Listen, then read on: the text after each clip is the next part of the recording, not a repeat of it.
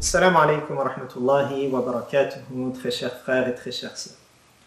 Durant les 10 jours de Dhul Hijjah, il y a des jours qui ont des noms particuliers, comme le 8e jour qui s'appelle Yawm al-Tarwiyah, le 9e jour dont on a parlé dans la précédente vidéo, Yawm Arafah, et le 10e jour que tout le monde connaît, qui est Yawm al-Eid, Eid al-Adha, et pour les pèlerins, c'est Yawm al-Nahr.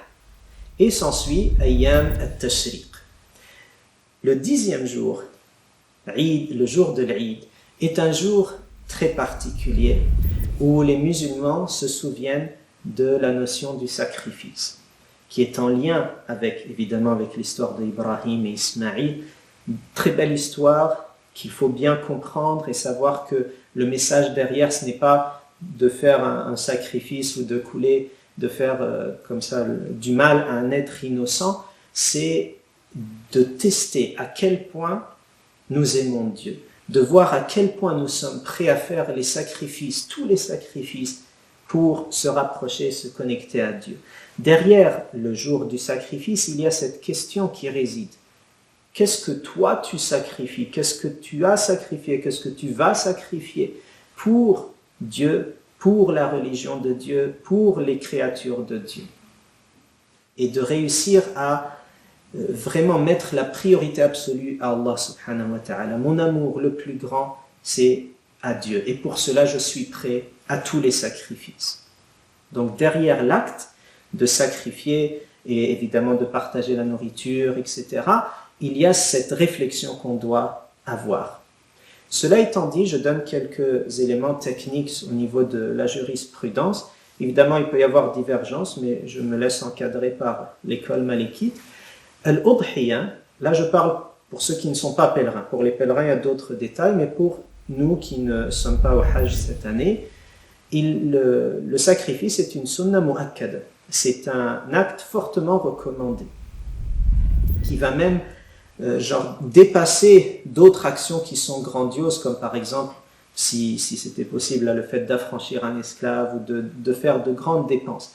Ces jours-là, le jour du 10 de Dhul Hijjah et les 3 jours qui suivent, le 11, 12 et 13, ce sont des jours où, si tu peux faire un sacrifice, c'est la meilleure chose à faire.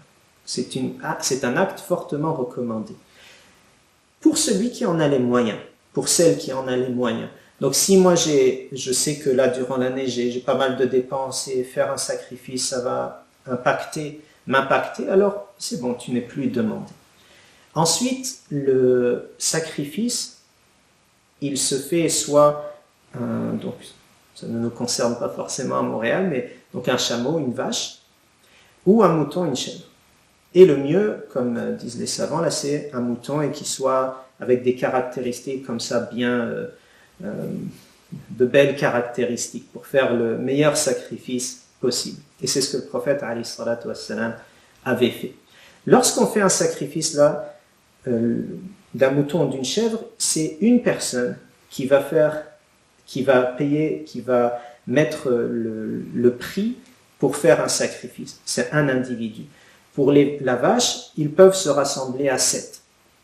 Quand un individu donc paye la somme, c'est lui qui va se charger d'accomplir cette sunna. Donc ça peut concerner un homme, une femme, toute personne responsable qui a les moyens.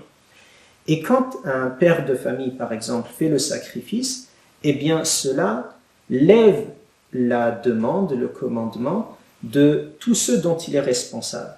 Donc lorsque le père fait le sacrifice, ses enfants qui ne sont pas pubères, sa fille qui n'est pas mariée, s'il a des gens dont il est pleinement responsable, ça y est, eux ne sont pas demandés. C'est lui qui a fait la sunna pour eux. Par contre, son épouse, elle n'est pas inclue dans l'acte de faire la sunna. Elle va être inclue dans autre chose qui s'en vient. Elle va être inclue dans la récompense. Là, celui qui fait le sacrifice, il peut partager la récompense du sacrifice. Donc on distingue le fait d'accomplir la sunna et le fait de partager la récompense. Donc il peut inclure dans sa volonté de bénéficier de toutes les hasanat, il peut inclure Là, si je parle d'un père de famille, par exemple, il inclut son épouse et tous ceux dont il a la charge qui vivent avec lui, etc. Il les inclut dans les hasanat. Il y a d'autres détails, mais voilà, en bref, il est aussi conseillé que ce soit la personne qui directement fasse le sacrifice, comme on peut aussi, et donc ça va être moins conseillé de faire un don pour qu'une autre personne le fasse. C'est aussi conseillé de le faire pour les gens qui vivent autour de nous, pour distribuer la richesse de là où on vit. Mais lorsqu'il y a un besoin qui est important, on peut aussi envoyer cet argent pour que le sacrifice se fasse ailleurs. Qu'Allah subhanahu wa ta'ala fasse que ce jour de l'Eid, on se souvienne que nous devons être une communauté qui est très forte. Derrière ce geste du sacrifice, on a dit, il y a à quel point je me sacrifie pour Dieu, sa religion et les créatures de Dieu. Et il y a aussi cette notion du partage, de cette conscience que nous sommes un même corps, que nous sommes comme tous des frères et des sœurs, et qu'on doit toujours avoir à l'esprit et dans notre cœur, dans notre amour, nos frères et nos sœurs à travers le monde.